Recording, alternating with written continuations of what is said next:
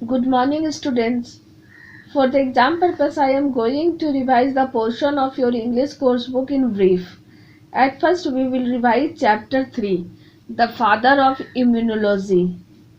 मैं शॉर्ट में आप लोगों को रिवाइज करवा दे रही हूँ और आप लोगों को अगर पूरा डिटेल देखना है तो आप जो पहले आपको वीडियो बना के दी हूँ इस चैप्टर का वो आप देख सकते हैं।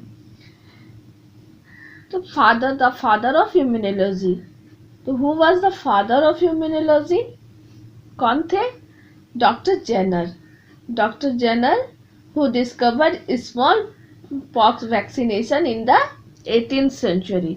18th सेंचुरी में स्मॉल पॉक्स वैक्सीनेशन का जिन्होंने आविष्कार किया था। इन 1851 a law was passed in England in which the smallpox vaccination was compulsory for children। एक कानून पास किया गया था इंग्लैंड में जहां सभी बच्चों के लिए टीका जो है वैक्सीनेशन जो है वो कंपलसरी कर दिया था। तो वो कब पास हुआ था? 1851 में। और उन्होंने कहाँ से ये वैक्सीन प्राप्त किया था? तो वो कॉपॉक्स से। तो कॉपॉक्स से वैक्सीन उन्होंने कैसे प्राप्त किया? तो one day he met a country girl in the chemist shop.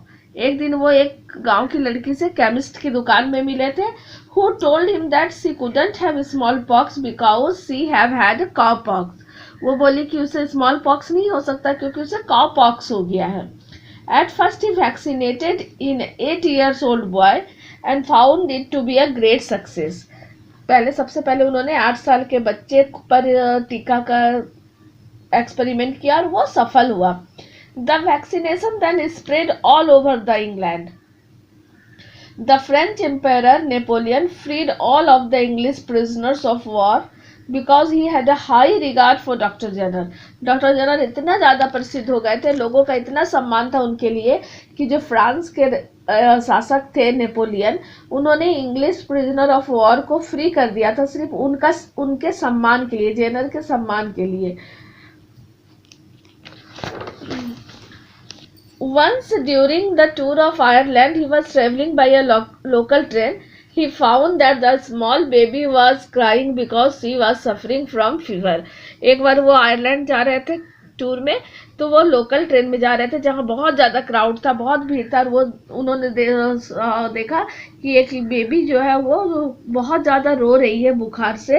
He gave the baby an injection. उन्होंने उस बेबी को इंजेक्शन दिया and advise to get her vaccinated when the temperature drops. और वो सलाह दिए उसकी माँ को कि जैसे ही इसका टेम्परेचर कम होता है, बुखार कम होता है, उसे जो है स्मॉल पॉक्स का जो है टीका उसे ज़रूर से लगवाने के लिए। तो doctor Jenner believe that he was the servant of human race. वो मानते थे कि वो मानव जाति की सेवा करने के लिए है। तो वो I hope you have understood well about Dr. Jenner.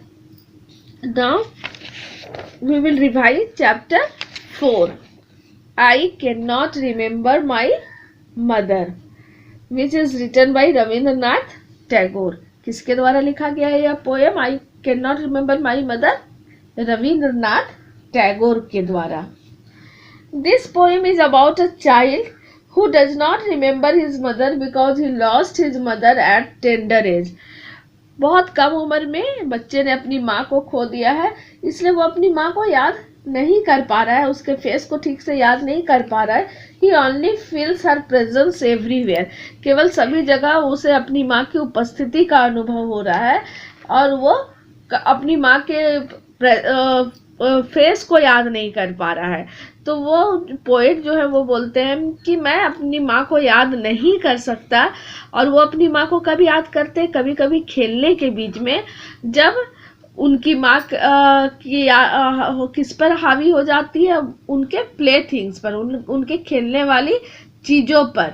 और किस पर हावी हो जाती है? जो गाना वो कभी सुनाया करती थी हम की आवाज़ करके, उनके झूले को झुलाते हुए जो आवाज़ सुनाया करती थी।